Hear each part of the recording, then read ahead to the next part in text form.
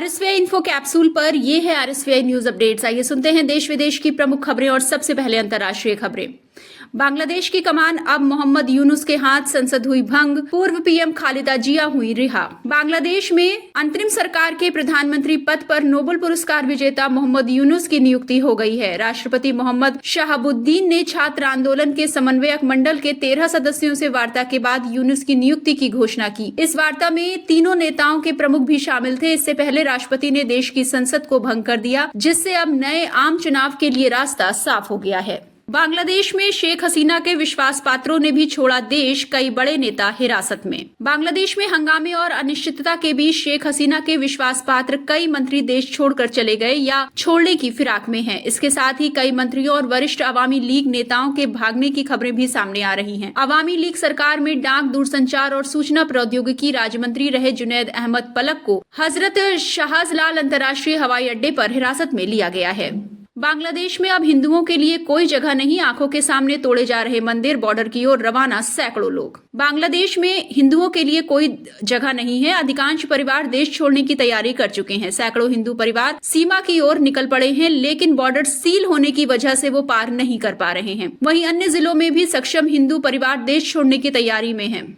हानिया की मौत के बाद यह शनिवार को चुना हमास प्रमुख, इजराइल पर 7 अक्टूबर को हुए हमले का है मास्टरमाइंड। हमास ने गाजा नेता यह शनिवार को समूह का प्रमुख नियुक्त किया है। हमास समूह ने कहा कि 31 जुलाई को तेहरान में इस्माइल हानिया की हत्या के बाद ये निर्णय लिया गया है। यह शनिवार को फरवरी 2017 में गाजा पट्टी में हमास का नेतृत्व करने के लिए चुना गया था। वो अपने कट्टरपंथी विचारधारा के लिए जाना जाता है। उस पर 7 अक्टूबर के हमले का मास्टरमाइंड होने का आरोप है। शेख हसीना के देश निष्कासन के बाद प्रदर्शनकारी बोले, हमें फिर से मिली आजादी। बांग्लादेश में शेख हसीना के देश छोड़ने के बाद देश की कमान सेना ने अपने हाथों में ले ली है और लोगों से शांति की अपील कर रही है। राजधानी ढाका में संसद उत्पाद मचाने के बाद प्रदर्शनकारी लौट गए। जगह जगह हुई हिंसा। 1 महीने से अधिक समय तक चले घातक विरोध प्रदर्शनों में कम से कम 422 लोगों के मारे जाने की खबर है और इसी के साथ शेख हसीना के निरंकुश शासन का अंत हुआ, जो हेलीकॉप्टर से भारत भाग गयी। ये थी प्रमुख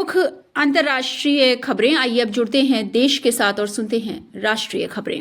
बांग्लादेश में फंसे यूपी, बिहार और उड़ीसा के लोग शेख हसीना के भारत पहुंचने के खिलाफ हुए आंदोलन। बांग्लादेश में तख्ता पलट के बाद वहां उत्तर प्रदेश, बिहार और उड़ीसा के लोग भी फंसे हुए हैं। एक भारतीय कंपनी में कार्यरत उत्तर प्रदेश के जौनपुर सहित पूर्वांचल के करीब 25 कर्मचारी भी इसमें शामिल हैं। वर्तमान ही नहीं, भविष्य को लेकर भी भारत सतर्क। अरबों डॉलर के निवेश को देखते हुए रखना होगा लचीला रुख। शेख हसीना से भारत की पूरी सहानुभूति है और ये आगे भी जारी रहेगी, लेकिन उनकी सलामती को दुरुस्त रखते हुए भी इसकी तैयारी शुरू हो गई है कि पड़ोसी देश के साथ भारत के हित बरकरार रहें। इसकी उम्मीद जताई जा रही है हसीना बहुत जल्द किसी यूरोपीय देश में शरण लेंगी। ये भारत के भी हित में है, क्योंकि उनका लंबे समय तक यहाँ रहना बांग्लादेश की भविष्य की सरकार के साथ संबंधों को प्रभावित करेगा। लेकिन भारत इसमें अपनी ओर से कोई हड़बड़ी नहीं दिखाएगा। एक तरह से ये संदेश होगा कि भारत अपने मित्रों के साथ पूरी दोस्ती निभाता है। शेख हसीना को शरण देने का इच्छुक नहीं ब्रिटेन। अब यात्रा के लिए कतर, सऊदी अरब और फिनलैंड पर भी किया जा रहा विचार। बांग्लादेश की पूर्व प्रधानमंत्री शेख हसीना की लंदन जाने की योजना में अड़चन आ गई है, क्योंकि ब्रिटेन उन्हें शरण देने को इच्छुक नहीं नजर आ रहा है और ऐसे में अगले कुछ दिनों तक उनके भारत में रहने की संभावना बनी हुई है। प्रधानमंत्री पद से इस्तीफा देने के कुछ घंटे बाद हसीना C-130J सैन्य परिवहन विमान से हिडन एयरबेस पहुंची। इसके बाद उन्हें एक अज्ञात स्थान पर ले जाया गया है और कड़ी सुरक्षा के बीच रखा गया है।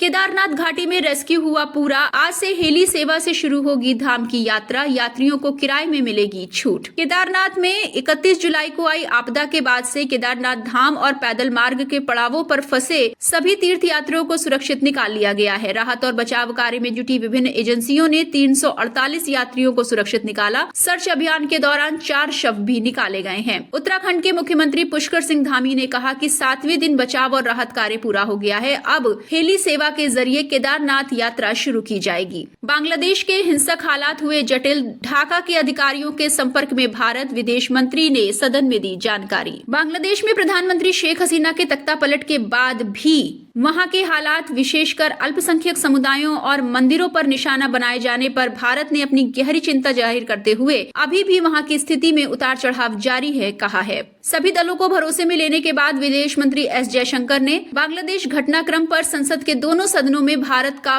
पहला आधिकारिक बयान देते हुए कहा कि ढाका के अधिकारियों के साथ नई दिल्ली निरंतर संपर्क में है और अल्पसंख्यकों की स्थिति पर हमारी गहरी चिंता तब तक रहेगी जब तक यहाँ कानून व्यवस्था बहाल नहीं हो जाती। बांग्लादेश हिंसा को लेकर मणिपुर सरकार सतर्क, नाइट कर्फ्यू का ऐलान। सीमा पर हाई अलर्ट। पड़ोसी देश बांग्लादेश में जारी हिंसा को लेकर सीमा पर हाई अलर्ट है। इस बीच मणिपुर सरकार ने बांग्लादेश से अवैध तरीके से किसी भी तरह के घुसपैठ को रोकने के लिए फेरजावल और जरीबाम जिले के कुछ हिस्सों में रात्रि कर्फ्यू लगा दिया है। अधिकारियों ने बताया कि फेरजावल जिले में सुबह 8 बजे से शाम 4 बजे तक प्रतिबंधों में ढील दी जाएगी, जबकि जिरीबाम में सुबह 9 बजे से 3 बजे तक ढील दी जाएगी। आइए अब जुड़ते हैं खेलों से और जानते हैं खेल जगत का ताजा हाल। भारतीय हॉकी टीम का सपना टूटा, जर्मनी ने 3-2 से हराया।